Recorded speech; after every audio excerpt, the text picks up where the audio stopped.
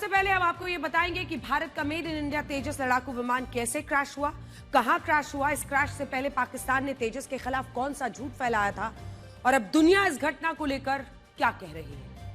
आज के इस विश्लेषण में आपको हर सवाल का जवाब मिलने वाला है। सबसे बड़ी बात हम आपको ये बताने वाले हैं कि क्या इस घटना के पीछे साजिश का भी कोई एंगल हो सकता है। ये पूरी घटना दुबई वर्ल्ड सेंट्रल के अल मखदूम एयरपोर्ट पर उस वक्त हुई जब तेजस 8 मिनट की डेमोन्स्ट्रेशन फ्लाइट पर था। इसे डेमो फ्लाइट भी कहा जाता है, जिसमें किसी भी एयरक्राफ्ट को अपनी ताकत और अपनी कला, अपनी क्षमता दिखानी होती है। लेकिन इसी दौरान ये एयरक्राफ्ट क्रैश हुआ। हमारे पास इस घटना के 4 वीडियोस हैं जिनमें हर एंगल से यही दिख रहा है कि एयर मनूवरिंग यानी हवा में करतब दिखाते वक्त तेजस विमान अचानक से नीचे आने लगा और इसके बाद जमीन से टकराते ही उसमें आग लग गई। वहां काले धुएं का गुबार छा गया। देखिए, हादसा दुखद है, उस पायलट के साथ पूरा परिवार खड़ा है, लेकिन सच्चाई क्या है और इसीलिए आज हर एंगल आपको देखना जरूरी है। बड़ी स्क्रीन पर मैं ये वीडियो आपको दिखाना चाहती हूं क्योंकि इससे आपको समझ में आएगा कि क्रैश के दौरान असल में हुआ क्या था। तो देखिए, एक एक करके अगर आप इस वीडियो को देखेंगे तो बहुत सारे लोग इसे नोज डाउन क्रैश बता रहे हैं। जब आप विमान को हवा में करतब करते हुए देखते हैं, एयर मैन्यूवरिंग जिसे कहा जाता है, नोज डाउन क्लैश का मतलब क्या होता है? वो ये कि विमान हवा में ही अनियंत्रित होने के बाद सीधे नीचे की तरफ गया और जमीन से टकराकर क्रैश हो गया, जैसा कि आप इसमें देख रहे हैं, नोज डाउन। अब देखिए, इस घटना को पहली नजर में नोज डाउन क्रैश का मामला माना जा रहा है, जिसमें तेजस हवा में अनियंत्रित हुआ, इसके बाद सीधे नीचे जाकर क्रैश हो गया। लेकिन अब दूसरी संभावना को देखते हैं और इसके लिए आपको यह बात अपने दिमाग में रखनी होगी कि यह घटना एक एरो शो में, जो एयर शो होता है, उसके डेमोन्स्ट्रेशन फ्लाइट के दौरान हुई। डेमोन्स्ट्रेशन फ्लाइट का मतलब यह हुआ कि तेजस को हवा में करतब दिखाना था, वो इसी के लिए गया था, उसको एयर मैन्यूवरिंग ही करनी थी। एयर मैन्यूवरिंग में हर विमान नोज डाउन करता है, तेज रफ्तार से जमीन की तरफ जाते हुए वो अचानक से वापस ऊपर की तरफ उड़ता है और शायद तेजस भी यही कर रहा था। अगर आप इस वीडियो को रोक कर देखेंगे तो तेजस जब नीचे की तरफ जा रहा है, देखिए, ये एयर मैन्यूवरिंग होती है जिसमें वो जो कहते हैं कलाबाजी करना हवा में। तेजस जब नीचे की तरफ जा रहा था तब उसके विंग्स बिल्कुल सीधे थे, ये देखिए उसके विंग्स। और एक्सपर्ट्स का कहना है कि तेजस ने यहां नियंत्रण नहीं खोया था, बल्कि वो नोज डाउन करते हुए करतब दिखाने ही वाला था, जो आप इस वक्त की स्थिति में देख रहे हैं। जूम इन करके दिखाइए। नीचे जाने के बाद पायलट ने विमान को फिर से ऊपर ले जाने के लिए उसे सीधा कर लिया था। जो पोजीशन कुछ देर पहले हमने आपको दिखाई थी, एक बार फिर से दिखाएंगे। ये देखिए, ये नोज डाउन है और उसके बाद से ऊपर की तरफ उसको उफान पड़ना था। वो अपने आप को बैलेंस कर चुका था। ये आप देख रहे हैं, ये स्ट्रेट लाइन में है, नोज डाउन नहीं है। यहां से उसको ऊपर की तरफ उड़ान भरना था, लेकिन क्योंकि इस दौरान तेजस लो ऑल्टीट्यूड यानी कम ऊंचाई पर था, इसीलिए पायलट विमान को ऊपर की तरफ नहीं खींच पाया, कुछ एक्सपर्ट्स कह रहे हैं, और तेजस की जमीन से टकराते ही उसमें आग लग गई। यहां एक और बड़ा पॉइंट यह है कि अगर यह विमान नोज डाउन करते ही वक्त अनियंत्रित हो गया था तो इस दौरान पायलट खुद को इजेक्ट करके जरूर बचा सकते थे, लेकिन उन्होंने ऐसा नहीं किया और इसके पीछे एक कारण यही हो सकता है कि वो विमान को नीचे की तरफ ले जाकर फिर से ऊपर खींचने वाले थे और ये एयर मैन्यूवरिंग का हिस्सा था। लेकिन इसी दौरान एक चूक हुई और तेजस लो ऑल्टीट्यूड पर ऊपर जाने के लिए सीधा भी हुआ, लेकिन इसके बावजूद ये देखिए, ये वो पॉइंट है जिसमें आप देख रहे हैं कि स्ट्रेट भी वो हो रहा है, लेकिन उसके बाद वो क्रैश हो गया। आप फिर से एक बार इस वीडियो को देखिए, फुल स्क्रीन दिखाइए वीडियो।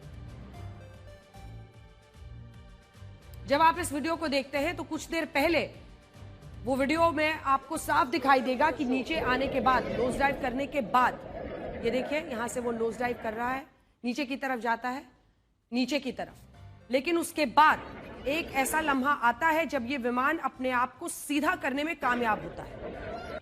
ये देखिए, यहां पर वो सीधा हो चुका है, यहां पर वो नोज डाउन नहीं है और यहां से वो वापस ऊपर की तरफ जाने वाले थे। हमारे पास 19 नवंबर का भी एक वीडियो है जिससे आप ये समझ पाएंगे कि तेजस इस क्रैश के दौरान किस तरह का करतब दिखाने की कोशिश कर रहा होगा। और ये वीडियो इसी दुबई एयर शो का है जब सिर्फ 2 दिन पहले 19 नवंबर को भी इसी तेजस विमान ने हवा में करतब दिखाए थे और तब भी ये नोज डाउन करते हुए नीचे गया था और इसके बाद पायलट ने नीचे जाकर विमान को ऊपर की तरफ खींच लिया था। लेकिन आज शायद ऐसा नहीं हो पाया। देखिए, हमारे पास दुबई एयर शो का वो फ्लाइट चार्ट भी है जो मैं अपने साथ लेकर आई हूं, क्योंकि दुबई एयर शो के इस फ्लाइट चार्ट में तेजस की बात की गई है 2:15 से 8 मिनट के लिए 2:23 तक उसे ये हवा में उड़ान भरनी थी। ये जो हमने आपके लिए हाईलाइट किया है, ये आप देख रहे हैं, ये तेजस विमान के लिए ही ये जगह निर्धारित की गई थी। 8 मिनट का कुल वक्त था, जिसमें इस फ्लाइंग चार्ट में लिखा है, फ्लाइट चार्ट में। इससे पहले अगर आप देखिए तो सूर्य किरण F-35 है, उसके बाद तेजस है, फिर F-16 UAE है, फिर B-52 है, पूरी लिस्ट है जिसमें आप रफाल से लेकर सुखोई मीर 2000 सबको वहां पर उड़ान भरनी थी। तीसरे नंबर पर तेजस जो कि 2:15 पर उड़ान भरती है 8 मिनट के लिए, और उसको 2:23 तक ये उड़ान भरनी थी। लेकिन अब हम आपको दिखाएंगे, क्योंकि ये साफ साफ लिखा है कि एयर शो के आखिरी दिन तेजस लड़ाकू विमान को तीसरे नंबर पर उड़ान भरनी थी। और बड़ी स्क्रीन पर एक बार फिर से ये पूरा हम आपको दिखाते हैं, क्योंकि इससे आपको समझ में आएगा कि जो फ्लाइट चार्ट है उसमें साफ साफ ये देखिए, हमने इसीलिए ग्राफिक्स में भी आपके लिए बना दिया। जो फ्लाइट चार्ट मैंने आपको दिखाया, ये तीसरे नंबर पर जो आप फ्लिकर होता हुआ देख रहे हैं, इससे पहले सूर्य किरण F-35 तेजस तीसरे नंबर पर, फिर F-16 UAE, B-52 extra 330, K-52 Mir 2009। ये समय जो था वो 2:15 से लेकर 2:23 तक, यानी कुल 8 मिनट के लिए तेजस को ये हवाई करतब दिखाना था। 17 नवंबर को शुरू हुए दुबई एयर शो का आज आखिरी दिन था, और इस मौके पर कुल 15 फ्लाइंग प्रोग्राम्स होने थे, जिनकी शुरुआत सूर्य किरण फॉर्मेशन से होनी थी। और ये भारतीय वायु की ही फॉर्मेशन है, जिसमें हॉक MK-132 विमानों से हवा में सूर्य की किरणें जैसी आकृति बनाई जाती है। इसके बाद F-35 लड़ाकू विमान को उड़ान भरनी थी, और ये विमान 15 मिनट के लिए हवा में करतब दिखाने वाला था। और इसके बाद जो विमान है उसका भी नंबर आप देख रहे हैं। आप यहाँ देख सकते हैं कि तेजस को कुल 8 मिनट के लिए ये भरना था, और साफ है कि अब इस मामले की जांच होगी। इस जांच को कोर्ट ऑफ इंक्वायरी भी कहते हैं, जो एक औपचारिक जांच समिति होती है। ये तीनों सेनाओं से जुड़ी किसी भी गंभीर घटना, विमान हादसे, दुर्घटना, मौत या ऑपरेशंस में चूक की असली वजह पता लगाने के लिए बनाई जाती है। और इस समिति का काम सिर्फ जांच तक सीमित होता है, और आगे की कार्रवाई दूसरी समिति को उसके बाद से सौंप दिया जाता है। कल्पना से परे है, और जो घटना वहां पर जो लोग देख रहे थे वो भी उसे काफी दुखी दिखे, जैसा कि आपने देखा। इस घटना में एक बात और ऐसी है जिस पर बहुत कम लोगों का ध्यान गया है। दुबई एयर शो का आयोजन 17 नवंबर से 21 नवंबर के बीच कुल 5 दिनों तक होना था, और आपको यकीन नहीं होगा कि इन 5 दिनों में एक भी दिन ऐसा नहीं था जब तेजस ने उड़ान नहीं भरी। 17 नवंबर वहां से लेकर 21 नवंबर के बीच तेजस ने हर दिन फ्लाइंग प्रोग्राम में हिस्सा लिया। 20 नवंबर तक एक बार भी ऐसा नहीं हुआ जब तेजस की उड़ान में कोई दिक्कत आई हो, कोई परेशानी हुई हो। तेजस लगातार दुबई एयर शो में वाहवाही बटोर रहा था, और बड़ी बात यह है कि इस वाहवाही से पाकिस्तानियों को बड़ी तकलीफ हो रही थी। आप जानते हैं इस तकलीफ का कारण क्या था? इस एयर शो में पाकिस्तान भी अपना JF-17 थंडर एयरक्राफ्ट लेकर आया था, और जब पाकिस्तान का ये विमान लगातार एयरपोर्ट हैंगर में खड़ा हुआ था, तब भारत का तेजस हर दिन अपनी ताकत, कला, क्षमता पूरी दुनिया को दिखा रहा था। तेजस की इस एयर शो में इतनी चर्चा हो रही थी कि पाकिस्तान के सोशल मीडिया हैंडल से उसके खिलाफ नए नए झूठ फैलाए गए। तेजस को दुष्प्रचार का शिकार बनाया गया, और यही मैं अब आपको दिखाना चाहती हूँ। एक्स पर इन हैंडल्स ने क्या झूठ फैलाया, आप देखेंगे तो आपको समझ में आएगा। तरह तरह के उन्होंने एक के बाद एक झूठा प्रोपेगेंडा फैलाना शुरू किया, और देखिए इन सब में वो क्या कह रहे हैं। दुबई एयर शो में तेजस का तेल लीक हो गया। कई देश एक तेजस खरीदना चाहते ताकि वो सीख सके कि तेजस कैसे नहीं बनाना है। और ये सारे नाम आप देख रहे हैं, ये सारे पाकिस्तान के हैंडल्स थे। जूम इन कीजिए, जूम इन करके दिखाइए। ये फैजल रांझा नाम का एक अकाउंट है पाकिस्तान का, जिसमें oil leakage, Dubai air show में तेजस विमान से ऑयल लीकेज का झूठा प्रोपेगेंडा फैलाया गया। तेजस ने अंतर्राष्ट्रीय स्तर पर भारत की बेइज्जती करा दी है। ये सब लिख रहा, आप खुद पढ़िए सोशल मीडिया पर ये सब क्या है। अब इधर वाले एक बार आ जाइए, जिसपे आप देखेंगे कि यहां पर भी एक टैक्टिकल टीपू नाम से पाकिस्तान बेस्ड हैंडल है, जिसने लिखा तेजस पूरी तरह अंतर्राष्ट्रीय शर्मिंदगी का सबब बन चुका है। भारत को इस बेचारे को एयर शो में दिखाने से पहले थोड़ा बड़ा होने देना चाहिए था। भारतीय जेट विमानों की क्वालिटी फिर उजागर। दुबई एयर शो में तेजस को लेकर टरमैक में तेल का रिसाव, ऑयल लीकेज। पाकिस्तान ने तेजस के खिलाफ यह झूठ फैलाना शुरू किया, इतना फैलाया कि भारत की तरफ से फैक्ट चेक करना पड़ा, और यह बताना पड़ा कि इस तरह के सभी दावे फर्जी है, गलत है। पीआईबी ने बाकायदा फैक्ट चेक किया। और पीआईबी ने यह बताया कि जिस वीडियो को दिखाकर तेजस में ऑयल लीकेज होने का दावा किया जा रहा है, वो वीडियो तेजस के एनवायरमेंटल कंट्रोल सिस्टम और on board oxygen generating system से पानी निकालने का है। और यह पानी जानबूझकर निकाला जाता है क्योंकि दुबई जैसी जगहों पर हवा में नमी ज्यादा होती है। पाकिस्तान के इस झूठ से यह पता चलता है, देखिए पीआईबी का फैक्ट चेक हम आपको दिखा रहे हैं। पाकिस्तान के इस झूठ से पता चलता है कि वो पहले दिन से ही तेजस के खिलाफ साजिशें रच रहा था। पाकिस्तान के मीडिया में भी तेजस के खिलाफ एक प्रोपेगेंडा फैलाया जा रहा था और ये लिखा जा रहा था कि दुबई एयर शो में तेजस की चमक को पाकिस्तान के JF-17 एयरक्राफ्ट ने फीका कर दिया।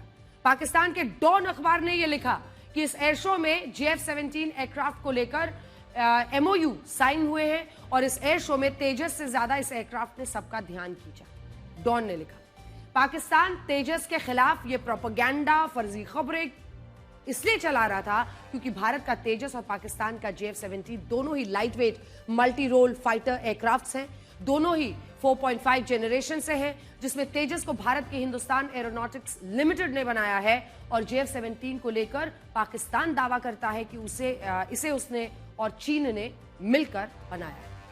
अब पाकिस्तान काफी समय से यह कोशिश कर रहा है कि वो तेजस के खिलाफ दुष्प्रचार करके अपने JF-17 विमान को दुनिया के बाजार में बेच पाए और इसीलिए वो लगातार इस एयर शो में भी तेजस को झूठी खबरों से निशाना बना रहा है। सोचिए, हादसा तो आज हुआ है, लेकिन पहले से ही वो इस तरह की खबरें फैला रहे थे, जिसका फैक्ट चेक पीआईबी ने किया। अब आज की घटना के बाद वो इसका जश्न मना रहा है। ये लगातार तीसरा मौका था जब तेजस ने दुबई एयर शो में हिस्सा लिया। दुबई एयर शो को दुनिया में हवाई जहाज, हथियारों, ड्रोन, एयरलाइंस, टेक कंपनीज के लिए सबसे बड़ा बाजार माना जाता है। इस एयर शो में अलग अलग देश अपने लड़ाकू विमानों और ड्रोन्स का प्रदर्शन इसलिए करते हैं ताकि वो अंतर्राष्ट्रीय बाजार में इनके लिए खरीदार ढूंढ सकें और भारत ने अब तक इस मंच पर अच्छी खासी साख कमाई। इस बार भी इस एयर शो में 98 देशों के 200 से ज्यादा विमान हिस्सा ले रहे थे और कुल 115 देशों के प्रतिनिधिमंडल इस एयर शो में शामिल थे, जिनमें भारत की एक बड़ी भागीदारी थी। चीन की तरफ से इस एयर शो में 80 कंपनियां शामिल हुई, भारत की तरफ से 40 कंपनियां, जबकि पाकिस्तान की तरफ से सिर्फ 4 कंपनी। और भारत ने बिल्कुल भी इस बात की कल्पना नहीं की थी कि आज इस एयर शो के आखिरी दिन हमारा तेजस विमान क्रैश हो जाएगा। आज सोशल मीडिया पर लगातार ये सवाल उठ रहे हैं कि क्या इस क्रैश के पीछे कोई सैबोटाज है या गहरी साजिश हो सकती है, लेकिन ये तो जांच से ही पता चलेगा। सेना और सरकार की तरफ से इस पर कुछ नहीं कहा गया है और हम भी आपसे यही कहेंगे कि जब सेना कुछ नहीं कहती तब तक इसमें अपनी तरफ से साजिश के तार ढूंढना शायद सही नहीं। देखिए, ये तो बात जांच के बाद ही पता चलेगा कि क्या ये मैकेनिकल फॉल्ट था, टेक्निकल फॉल्ट था या फिर पायलट की गलती है या कोई सबोटाज है। अभी इसके बारे में कुछ नहीं कहा जा सकता। पहली ऐसी कैजुअल्टी है, पहला ऐसे एक्सीडेंट है जिसके अंदर कोई मौत हुई है। तो यहाँ पर अगर कोई लोग सोच रहे हैं कि ये प्रोग्राम को हम जारी रखें या ना रखें, ये बहुत गलत सोच। ये इंक्वायरी से पता चलेगा। सारी इंक्वायरी जब होगी, स्टेप बाय स्टेप इंक्वायरी होगी। एक चीज़ कोई नहीं छोड़ी जाएगी। हर एक इंजीनियर जिसने काम किया था, हर एक टेक्नीशियन से पूछा जाएगा, उसका काम देखा जाएगा। कोई कॉमनैलिटी तो नहीं है, किसी ने या एयरक्राफ्ट में कोई ऐसी प्रॉब्लम तो नहीं थी जो पहले भी आई थी, ये सब देखा जाएगा। तो एकदम से अभी कोई बता नहीं सकता, अभी कोई खबर नहीं है क्या है, क्यों हुआ है, वो कैसे हुआ है। ये तो जब कोर्ट ऑफ इंक्वायरी होगी, उसका सारा जो है फ्लाइट डाटा रिकॉर्डर वगैरह और जो वो कॉकपिट CPR निकालेंगे वो, तो उसी के बाद पता लगेगा कि क्या एक्चुअल है। बट मेरी सहानुभूति है। यहाँ आपको ये भी समझना होगा कि इस तरह के एयर शोज में पहले भी कई बार ऐसी दुर्घटनाएं हो चुकी हैं। साल 2002 में जब यूक्रेन में एक एयर शो का आयोजन हुआ था, तब इसमें यूक्रेन का एक फाइटर जेट क्रैश हो गया था और इसमें 77 लोगों की जान चली गई थी। जबकि साल 2015 में भी इंग्लैंड के एक एयर शो में इसी तरह की घटना हुई थी और इन दोनों मामलों में वही विमान क्रैश हुए थे जो हवा में करतब दिखा रहे थे और कम ऊंचाई पर उन्होंने अपना नियंत्रण उस वक्त खो दिया था। देखिए, विमान क्रैश होकर सीधा ऐसी जगह पर गया जहां पर बहुत लोग थे और बहुत ज्यादा कैजुअल्टी हुई थी। ये दूसरी बार है जब भारतीय वायुसेना का तेजस विमान क्रैश हुआ है। इससे पहले पिछले साल मार्च 2024 में एक युद्धाभ्यास के दौरान पहला तेजस विमान दुर्घटना का शिकार हुआ था, जिसमें पायलट की जान बच गई थी और उस वक्त क्रैश से पहले पायलट ने खुद को इस विमान से अलग कर लिया था, इजेक्ट कर लिया था। देखिए,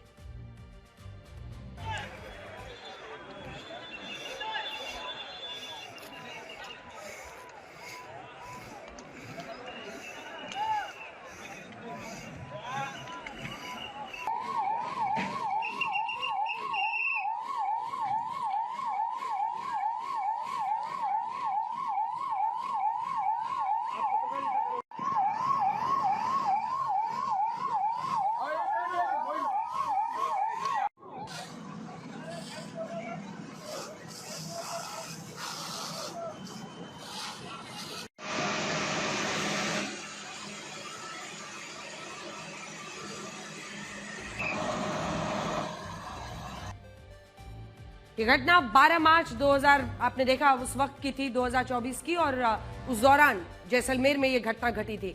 हिंदुस्तान टाइम्स की रिपोर्ट कहती है कि जब पहला तेजस विमान क्रैश हुआ तब ऑयल पंप में गड़बड़ी के कारण इंजन सीज हो गया था और इसी वजह से ये दुर्घटना हुई थी।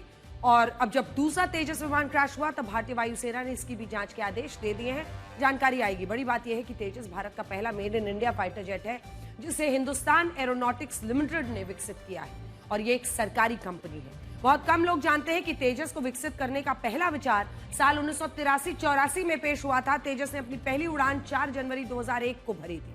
उस वक्त भारत के प्रधानमंत्री अटल बिहारी वाजपेयी थे और उन्होंने देश के पहले स्वदेशी लड़ाकू विमान का नाम संस्कृति भाषा के शब्द तेजस पर रखा था, जिसका अर्थ होता है दीप्ति, चमक या फिर प्रकाश कह लीजिए। तेजस ने पूरी दुनिया में आत्मनिर्भर भारत की छवि को पेश किया, उसको बल दिया, उसको ताकत दिया। ये बताया कि 21वीं सदी का भारत अपने ही देश में स्वदेशी लड़ाकू विमान भी विकसित कर सकता है। आज भारतीय वायुसेना में तेजस मार्क 1 सीरीज के 32 लड़ाकू विमान हैं और बहुत जल्द भारत को 150 से ज्यादा नई सीरीज के तेजस विमान मिलने वाले हैं, जिन्हें तेजस मार्क 1A कहा जाता है। बड़ी बात यह है कि जब तेजस विमान क्रैश हुआ तब पूरी दुनिया की नजर उसी पर थी। Australia, Argentina, Egypt, Nigeria, Philippines, Indonesia और यहां तक कि अमेरिका ने भी भारत से तेजस को खरीदने की इच्छा दिखाई और तेजस का इंजन हमें अमेरिका से ही मिलता है।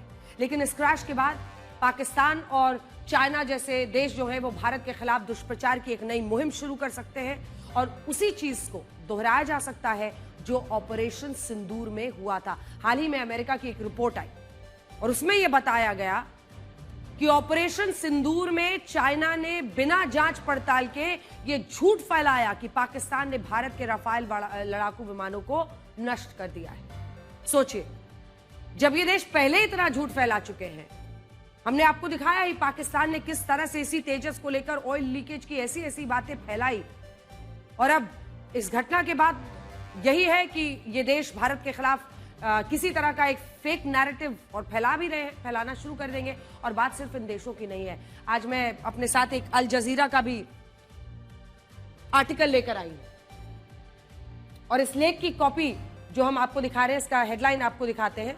इसमें लिखा गया है, India's Tejas fighter jet crashes at Dubai air show, pilot dies. आज की घटना को आधार बनाकर यह साबित करने की कोशिश की गई है इस लंबे चौड़े आर्टिकल में कि इस साल भारत पाकिस्तान के युद्ध में भी हमारे विमान नष्ट हो गए थे।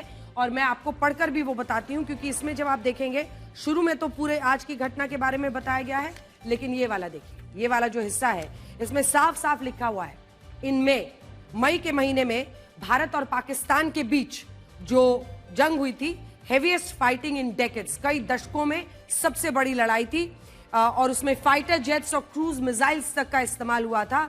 After armed man killed more than 2 dozen tourist in, Pahalgaon के हमले का जिक्र था अप्रैल में।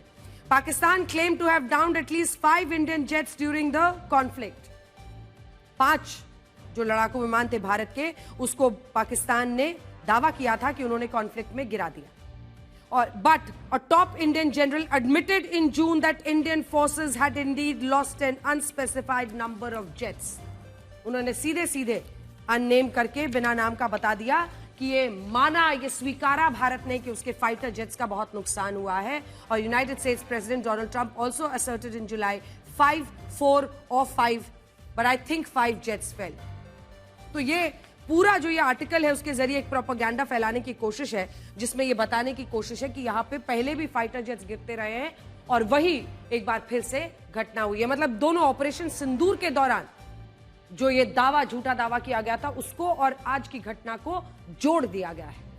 क्या आपने सोचा है कि मौजूदा वक्त में भारत के डिफेंस सेक्टर और हथियारों को लेकर इस तरह के फेक नैरेटिव और प्रोपेगेंडा को क्यों फैलाया जा रहा है? इसका कारण यह है कि पिछले कुछ सालों में भारत ने रक्षा निर्यात में कई बड़े बड़े देशों को पीछे छोड़ा है और सबको हैरान कर दिया है। साल 2014-15 में भारत का जो रक्षा निर्यात, वो एक्सपोर्ट की हम बात कर रहे हैं, रक्षा निर्यात लगभग 2000 करोड़ रुपए था। वो 24-25 आते आते 23,000 622 करोड़ रुपए हो गया था और अनुमान है कि 2029 तक के रक्षा निर्यात 50,000 करोड़ का आंकड़ा पार कर सकता है। सबसे बड़ी बात यह है कि हम रक्षा उत्पादन में भी रॉकेट की तरह ऊपर जा रहे हैं। ये कैसे हजम होगा? मेक इन इंडिया का कमाल और उसका दबदबा जब पूरे विश्व में अपनी साख बना रहा है, तो ऐसे वक्त पर वो तमाम दुश्मन देश या फिर अपने आप को प्रतिद्वंदिता में या कंपटीशन में आगे करने के लिए इस तरह का काम कर रहे हैं, फेक प्रोपेगेंडा फैला रहे हैं। साल 2014 में भारत का रक्षा उत्पादन 46,430 करोड़ रुपए का था, जो अब 2024-25 में आते आते 1 लाख, जैसा कि आप उस ग्राफ में देख रहे हैं, 1,54 करोड़ रुपए पहुंच गया है। और यही बात चाइना और पाकिस्तान जैसे देशों को पेट में दर्द करा रही है, उनको परेशान कर रही है। दुनिया इस बात को जानती है कि जो भी देश रक्षा उत्पादन के मामले में आत्मनिर्भर बने हैं, जिन्होंने दुनिया के रक्षा निर्यात में अपनी भागीदारी को बढ़ाया है, वो देश सुपर पावर बनकर उभरे हैं। और यही वजह है कि हमें बार बार इस मामले में निशाना बनाने की कोशिश होती है और एक के बाद एक किसी न किसी तरीके से फेक प्रोपेगेंडा बैठाया जाता है, चलाया जाता है। और हाल के दिनों में आपने देखा होगा, सोशल मीडिया के जरिए सोशल मीडिया का टूल किट पूरी तरह से लग जाता है जब उन्हें इस तरह का फेक नैरेटिव बिल्ड करना होता है। लेकिन दुर्भाग्य है कि हमारे देश के अंदर भी कुछ लोग ऐसे होते हैं जो इस तरह के सोशल मीडिया फेक नैरेटिव को बढ़ाने के लिए शायद अपनी जो इंटरनल पॉलिटिक्स है उसकी वजह से उस फेक नैरेटिव को बढ़ाने में उनकी मदद कर डालते हैं। यहां बड़ी बात यह है कि प्रधानमंत्री नरेंद्र मोदी ने मेड इन इंडिया हथियारों को सबसे ज्यादा बढ़ावा दिया है और वो भारत के पहले प्रधानमंत्री हैं जिन्होंने साल 2022 में एक लड़ाकू विमान में उड़ान भरी थी और ये विमान कोई और नहीं बल्कि मेड इन इंडिया तेजस था। देखिए।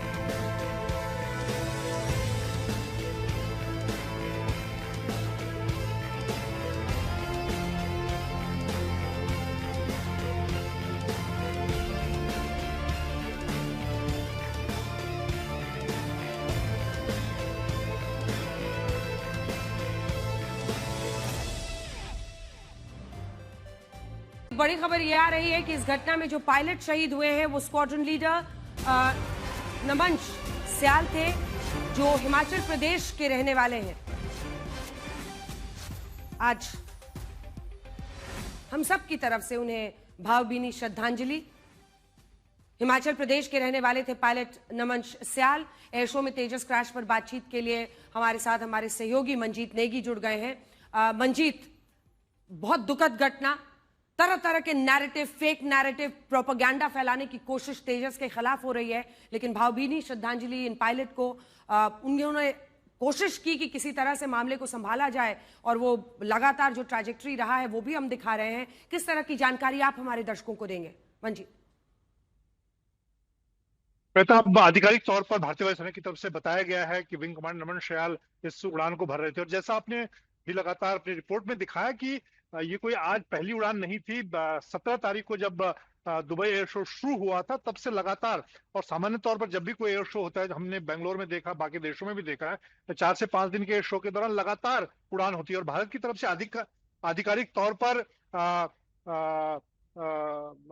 एलसी तेजस को भेजा गया था और यहाँ पर न सिर्फ बल्कि रक्षा मंत्री राजनाथ सिंह को दुबई एयर शो में जाना था, वो नहीं जा पाए, उनकी जगह रक्षा राज्य मंत्री इसमें शामिल हुए थे। उसके अलावा भारतीय वायुसेना के वाइस चीफ हैं एयर मार्शल नर्मदेश्वर तिवारी, वो इसमें शामिल हुए थे। और उनका उन्होंने इस दौरान एक बयान भी उन्होंने दिया था कि बहुत सारे जो मित्र देश हमारे दक्षिण अफ्रीका से लेकर आसपास के एशियाई देशों में जो एलसीए तेजस में बहुत रुचि दिखा रहे हैं। और इस वक्त की मैं बात करूं तो भारतीय वायुसेना ने एचएएल को 150 से ज्यादा एलसीए मार्क 1 के ऑर्डर एचएएल के पास हैं, जो डिलीवर होने हैं, जिन्होंने मिग 21 लड़ाकू विमानों की जगह लेनी है। और ये बहुत दुखद है और एक तरह से आश्चर्यजनक भी है कि इस तरह से जब लगातार फ्लाई पास्ट के दौरान, इस तरह के एयर शो के दौरान पिछले 5 दिनों से 4 दिनों से एलसीए वहां पर दुबई एयर शो के दौरान करतब दिखा रहा था और दर्शकों को रोमांचित कर रहा था। और दूसरी तरफ इसकी हम जो इसके एक्सपोर्ट की बात करें उसमें बहुत सारे देश इच्छुक नजर आ रहे थे, जैसा कि एयरफोर्स की वाइस चीफ ने इस बात को लेकर कहा था। तो ये अब जांच के बाद निश्चित तौर पर इस दुर्घटना की और बातें सामने आ पाएंगी। धन्यवाद आपका इस जानकारी के। सड़क पर चलना कितना खतरनाक हो गया है वो इस तस्वीर से आपको पता चलेगा। नेशनल हाईवे, एक्सप्रेसवे या फिर कोई दूसरी सड़क, आए दिन सड़क हादसे लोगों की जान ले रहे हैं। और बड़ी बात यह है कि सड़क हादसों में हर रोज कई लोग अपनी जान गंवा देते हैं, लेकिन ये मौतें अब लोगों को विचलित नहीं कर रही हैं। इस बार दौसा में एक कंटेनर डिवाइडर के पास पोल से टकरा गया और फिर जो हुआ बहुत डरावना।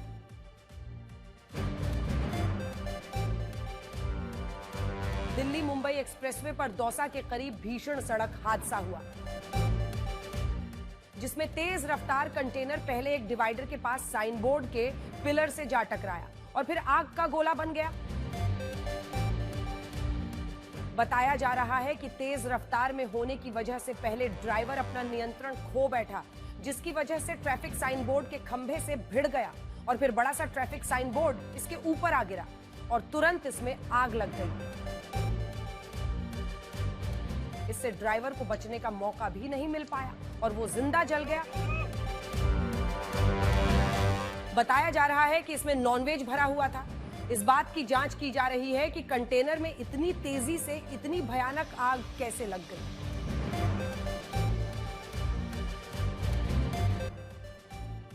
अब अगली खबर का रुख करते हैं। आपने महंगे प्राइवेट स्कूल में अपने बच्चे का एडमिशन करा दिया, स्कूल लाने ले जाने के लिए ऑटो भी लगवा दिया, लेकिन क्या आपने दिया कि आपका बच्चा किन परिस्थितियों में स्कूल आ जा रहा है?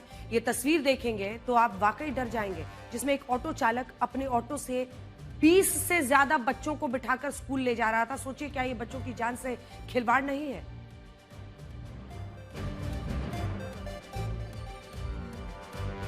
ऑटो को 3 सीटर सवारी माना जाता है, लेकिन अगर ये तस्वीर देखेंगे तो सोचने पर मजबूर हो जाएंगे कि ये वास्तव में ऑटो है या स्कूल बस, जिसमें से बच्चे निकलते ही जा रहे हैं।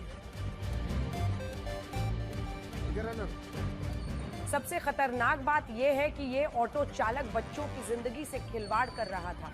ये वीडियो तेलंगाना के नगर कुर्नूल जिले का है, जहां इस ऑटो को रूटीन चेकिंग के लिए रोका गया और जब पुलिस ने एक एक कर बच्चों को बाहर निकाला तो इसमें 3 की जगह 5, 10 या 15 नहीं बल्कि 22 बच्चे निकले, वो भी स्कूल बैग, बॉटल और लंच बॉक्स के साथ।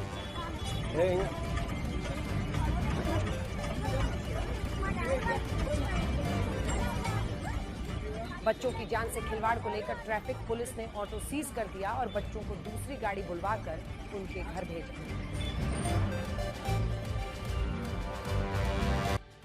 और अब आपको शामली के अस्पताल से आई एक ऐसी तस्वीर दिखाते हैं जिसे देखकर आपको एक बार फिर देश के सरकारी अस्पतालों की स्थिति का अंदाजा हो जाएगा। ये तस्वीर शामली के एक अस्पताल की है। हो सकता है कि इस डॉक्टर के पास मरीजों के लिए वक्त ना हो, लेकिन अस्पताल में डांस करने के लिए समय ही समय है। इमरजेंसी ड्यूटी के दौरान देखिए।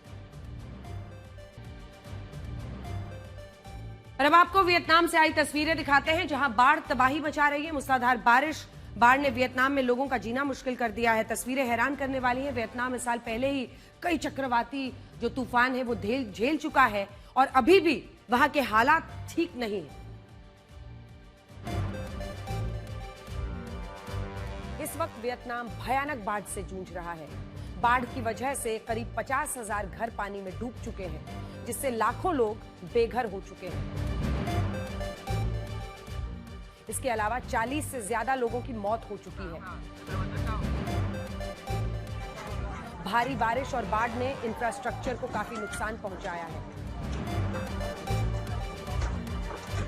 ट्रांसपोर्ट सर्विस बुरी तरह प्रभावित हुई है। बिजली कटौती की वजह से लाखों लोग प्रभावित हैं। दर्जनों ट्रेनें रोकनी पड़ी हैं। लैंडस्लाइड की वजह से तमाम सड़कें ब्लॉक हो चुकी हैं। इसके अलावा हजारों हेक्टेयर फसल बर्बाद हो चुकी है। 30,000 से ज्यादा जानवर मारे गए या बाढ़ में बह गए। अब बात बिहार की करते हैं। बिहार में एकदम नई घटना हुई है। बिहार में आज वो हुआ जो पिछले 20 साल में नहीं हुआ। नीतीश कुमार ने पहली बार अपने मुख्यमंत्री कार्यकाल में गृह विभाग छोड़ दिया है। अब की बार बिहार में गृह विभाग बीजेपी के पास। प्रचार के दौरान जिन सम्राट चौधरी के लिए गृह मंत्री अमित शाह ने कहा था कि बड़ा आदमी बना देंगे, आप इन्हें जरूर जिताइए, उन्हें वाकई एक बड़ा आदमी बना दिया गया है। बड़ा महकमा उनको मिल गया है, बड़ा मंत्रालय मिल गया है। उप मुख्यमंत्री सम्राट चौधरी को इस बार गृह विभाग की जिम्मेदारी सौंपी गई है। कई नजरिए से अगर आप देखेंगे तो सम्राट चौधरी का कद भारतीय जनता पार्टी में धीरे धीरे बढ़ता चला गया। सम्राट चौधरी कुशवाहा समाज से आते हैं, ओबीसी समाज से, और ये एक बड़ा बदलाव है क्योंकि अब बिहार में कानून व्यवस्था की पूरी कमान नीतीश कुमार नहीं बल्कि सम्राट चौधरी के पास होगी। पूरा पुलिस विभाग यानी DGP, ADG, IG, SP, DSP सीधे सम्राट चौधरी को रिपोर्ट करेंगे। और हिंसा, दंगे, बड़े अपराध, भीड़ नियंत्रण, महत्वपूर्ण गिरफ्तारियों में अंतिम निर्णय सम्राट चौधरी का होगा। इसीलिए ये बदलाव भी आज की एक बहुत बड़ी खबर है। और इसको कई मायनों में अगर समझने की कोशिश कीजिएगा तो भारतीय जनता पार्टी की जो प्रचंड जीत हुई है, एक बार फिर से 89 सीटों पर वो आए हैं अपने दम पर, वहीं 85 सीटें आई हैं जेडीयू की। तो ऐसे में नीतीश कुमार मुख्यमंत्री तो बनाए गए हैं, लेकिन जो सबसे महत्वपूर्ण मंत्रालय माना जाता है, जो नीतीश कुमार ने आज तक नहीं छोड़ा जब तक वो मुख्यमंत्री रहे, वो अब पहली बार 20 साल में नहीं होने के बाद इस बार सम्राट चौधरी को मिला है। अभी कुछ दिन पहले हरियाणा के डीजीपी ओपी सिंह ने कहा था कि जो थार चलाने वाले लोग हैं गुंडे हैं, बदमाश हैं। उनका कहना था कि थार गाड़ी के मालिक ट्रैफिक नियमों का उल्लंघन करते हैं, आपराधिक मानसिकता के होते हैं। खैर ये तो एक तरफा बात हो गई, लेकिन हरियाणा के डीजीपी का कहना था कि ट्रैफिक पुलिस को जहां भी थार गाड़ी दिखे चेकिंग जरूर करनी चाहिए। इसके अलावा थार चलाने वालों की भी चेकिंग की जानी चाहिए। उनकी ये चिंता क्या आज जायज है, ये सवाल पूछा जा रहा है। सड़क पर थार से चलने वाले लोगों में स्टंटबाजी करने की मानसिकता देखी जा रही है और गंभीर हादसे हो रहे हैं इसकी वजह से। नूह की घटना, मतलब एक नहीं 2-3 घटनाएं हम आपको दिखाएंगे। नूह में थार गाड़ी की छत पर चढ़कर हुड़दंग मचाने का एक मामला सामने आया, जिसका वीडियो आप देख रहे हैं। इसका वीडियो सोशल मीडिया पर बहुत वायरल है। वीडियो में दिख रहा है कि सफेद रंग की थार गाड़ी है जिसकी छत पर 3 युवक चढ़े हुए हैं। वो गाड़ी की छत पर खड़े होकर अब इसे स्टंटबाजी कहिए या फिर रील बनाने की चाहत, लेकिन ये करना उनको बहुत भारी पड़ सकता था। हुआ ये कि थार के ड्राइवर ने अचानक ब्रेक मार दिया। ब्रेक की वजह से छत पर खड़े 3 युवक सड़क दूसरी ओर से आ रहे डंपर के आगे गिर गए। ये देखिए, गनीमत ये थी कि डंपर चालक तुरंत ब्रेक मार दिया, नहीं तो स्टंटबाजी करने वाले तीनों युवक डंपर के नीचे कुचले जाते। मतलब न सिर्फ अपनी जिंदगी को आप खतरे में डाल रहे हैं, बल्कि सामने से आती गाड़ी सबके लिए एक्सीडेंट का सबब बना रहे हैं। यह हैरान करने वाली बात है कि जिस राज्य के डीजीपी थार चालकों द्वारा नियमों के उल्लंघन से खुद परेशान है, उन्हीं के राज्य में थार की छत पर स्टंटबाजी हो रही थी और किसी भी पुलिसकर्मी ने उन्हें रोकने की कोशिश नहीं की। थार चालकों द्वारा नियमों के उल्लंघन पर हरियाणा के डीजीपी का बयान आपको सुनवाते हैं। अब थार गाड़ी है, जो छोड़ने का क्या मतलब है? बुलेट मोटरसाइकिल है, सारे बदमाश इसी पे चलते हैं। मैंने जिस तरह की गाड़ी का चॉइस है, आपका माइंडसेट शो करता है। थार देखिए स्टंट करेंगे, हमारा के एसीपी का बेटा था, गाड़ी चला दी उसके ऊपर और रोया फिर रहा है कि हमारे बेटे को छोड़ो जी। अब किसके नाम से थार है भाई? हमारे तू ही बदमाश है। हम लिस्ट निकालें पुलिस की, कितने लोग थार होगी, जिसके पास भी थार होगी ना तो दिमाग घुमा होगा उसको। मैंने वो एक स्टेटमेंट है, थार गाड़ी नहीं है, स्टेटमेंट है जी हम ऐसे हैं तो ठीक है भुगतो जी। दोनों मजे थोड़े होंगे, दादागिरी भी हो, फंसे भी ना, दोनों कैसे होगा? थार के साथ स्टंटबाजी करने का ये कोई पहला मामला नहीं है। ऐसे सैकड़ों वीडियोस आते रहते हैं जिसमें थार चालक सड़क पर हुड़दंग मचा रहे हैं और इस तरह के वीडियोस बना रहे हैं। बहुत से लोग ये मानने लगे हैं कि अगर सड़क पर कोई व्यक्ति थार चला रहा है क्या वो स्टंटबाजी। ये देखिए एक और वीडियो है। मतलब ट्रैफिक नियमों का उल्लंघन, वीडियोस रील्स बनाने के लिए एक पागलपन, इस तरह का की इजाजत कैसे मिल सकती है? एक सवाल है कि क्या कार किसी व्यक्ति के संस्कार को बदल देती है? अगर थार से ट्रैफिक नियम तोड़ने वाला या स्टंटबाजी करने वाला ड्राइवर कोई अन्य गाड़ी चलाने लगे तो क्या वो नियमों का पालन करने लगेगा? जो लोग एक तरह की स्टीरियोटाइपिंग कर रहे हैं वो भी सही नहीं है, लेकिन तस्वीर को दोनों तरफ से तो देखना ही पड़ेगा कि इस तरह की स्टंटबाजी के लिए आप दूसरों की ये देखिए। साहब ने डिसाइड किया कि हम तो भाई मानते नहीं सेंट्रल वर्ज को, हम तो गाड़ी को इस पार से उस पार ले जाएंगे। इस वक्त थार लोगों के लिए एक स्टेटस सिंबल बन गई है। ये कुछ वैसा ही है जैसा पिछले कुछ वर्षों में सफारी, स्कॉर्पियो, फॉर्च्यून जैसी गाड़ियों को स्टेटस सिंबल की तरह देखा गया।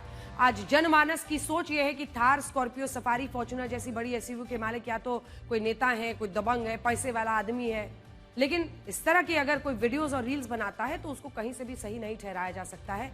स्टीरियोटाइपिंग करने की शायद जरूरत नहीं है, लेकिन इस बात को तो समझना होगा कि अगर आपके हाथ में ऐसी गाड़ी आ जाए जो भाई चढ़ सकती है, ये देखिए ये फॉर्च्यूनर गाड़ी की आप देख रहे हैं, सैनिक गाड़ियों की वीडियोस डाले जाते हैं। रील बनाने का एक ऐसा फितूर सवार है जो इस तरह की गाड़ियों का इस तरह का इस्तेमाल होता है, और चूंकि उनका जो एलिवेशन है ग्राउंड से बहुत रहता है तो कहीं ना कहीं ऊंची जगह पर चढ़ा देते हैं। हमारे देश में खरीदारी जरूरतों को देखकर नहीं, दिखावे के लिए अगर की जाती है तो उस पर भी प्रश्न है। जब बात कार, घर या ज्वेलरी खरीदने की हो तो ये चीजें जितनी बड़ी, जितनी भारी, जितना सड़क पर धमाल मचे, इसके मालिक को समाज में उतना ही ताकतवर और दबंग माना जाता है। आजकल थार जैसी एसयूवी को भी लोग दबंग दिखने के लिए खरीदने लगे हैं। दबंग पहचान को साबित करने के लिए वो ट्रैफिक नियमों को तोड़ते हैं। और वही देखिए आप एक और रील बनाते हुए साहब को। पिछले कुछ समय में थार मालिकों ने सड़क पर ट्रैफिक नियमों के उल्लंघन, स्टंटबाजी से जो गदर मचाया वो किसी से छिपा नहीं है। सोशल मीडिया पर ऐसे सैकड़ों वीडियोज हैं जिनमें थार ड्राइवर्स ने ट्रैफिक नियम तोड़े,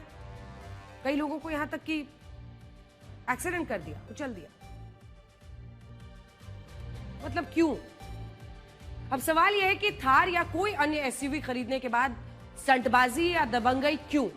थार चलाने वाले ज्यादातर लोग मानते हैं कि ये गाड़ी चलाते वक्त उन्हें शक्ति का एहसास होता है। ऐसी एहसास के चक्कर में खतरनाक स्टंट्स करते हैं। हालांकि यह समस्या किसी खास कार ब्रांड या उसके एसयूवी मॉडल से जुड़ी हुई नहीं है। साल 2023 में एक स्टडी हुई थी जिसमें पाया गया कि आजकल लोग एसयूवी बहुत खरीद रहे हैं और इसकी एक खास वजह है। आमतौर पर किस व्यक्ति को कार की जरूरत होती है वो कुछ खास पॉइंट्स को ध्यान में रखकर कार खरीदता है। पहला है ब्रांड पर भरोसा, दूसरा बजट, कितना पैसा है, तीसरा आकर्षण यानी कार दिखने में कितनी सुंदर है, कोई देखकर उनकी गाड़ी को हसरत भरी निगाह से कहेगा या नहीं वाह क्या गाड़ी खरीदी है। ज्यादा संख्या में बिक रही एसयूवी पर हुई स्टडी का निष्कर्ष ये था कि आजकल लोग एसयूवी को अपनी जरूरत के हिसाब से नहीं बल्कि सोशल स्टेटस बढ़ाने के लिए खरीद रहे हैं। स्टडी के दौरान एसयूवी कार ओनर्स से कुछ सवाल पूछे गए थे। इन सवालों के जवाब से पता चला कि आखिर थार जैसे एसयूवी चलाने वाले लोग ट्रैफिक नियम तोड़ते क्यों हैं। स्टडी में लोगों ने बताया कि उनकी एसयूवी उनका स्टेटस सिंबल है। कुछ ने कहा कि एसयूवी से उन्हें तेज रफ्तार में चलने का एक आत्मविश्वास मिलता है। कुछ ने कहा कि उनकी एसयूवी सड़क पर उन्हें प्रभावशाली होने का एहसास कराती है। कुछ लोगों ने कहा कि एसयूवी से चलने पर उनको अन्य गाड़ियां कमतर लगती है, मतलब हम तो भारी भरकम गाड़ी में, बाकी गाड़ियां ऐसी हैं। यही नहीं, कुछ ने यह भी कहा कि एसयूवी चलाते समय उन्हें जोखिम उठाने का मन करता है, रिस्क टेकिंग। सड़क उसके लिए जगह नहीं है। यानी ज्यादा दबंग दिखने के लिए लोग एसयूवी खरीदते हैं और खरीदने के बाद वो सड़क पर चलने वाले अन्य लोगों को बराबर नहीं मानते। मतलब यह है कि मामला ड्राइवर की मानसिकता से जुड़ा है। सच यही है कि कार खुद चलकर ना तो स्टंटबाजी करती है ना ही तेज रफ्तार पर चलने लगती है। पैर एक्सेलरेटर पर ड्राइवर ही लगाता है, लेकिन लोग खुद ही अपनी एसयूवी के जरिए खुद को दबंग दिखाने के लिए स्टंटबाजी करते हैं, ट्रैफिक रूल्स तोड़ने लगते हैं। साल 2024 में ट्रैफिक नियम तोड़ने वालों पर 12,000 करोड़ रुपए का चालान हुआ था और इनमें से 50% चालान केवल ओवर स्पीडिंग के थे, यानी तेज रफ्तार में चलने वालों पर किए गए थे। आपको यह भी बता दें कि ओवर स्पीडिंग के ये चालान सभी तरह की कारों से जुड़े थे, यानी किसी खास मॉडल या कंपनी की कार के नहीं थे। ट्रैफिक नियमों का पालन करना या ना करना कार मॉडल पर निर्भर नहीं करता, बल्कि ये कार चालक की मानसिकता पर निर्भर करता है। सच ये है कि हर वो व्यक्ति जो सड़क पर खुद को दबंग दिखाना चाहता है वो ट्रैफिक नियमों को तोड़ने में अपनी शान समझने लगता है, और फिर चाहे उसके पास कोई भी कार।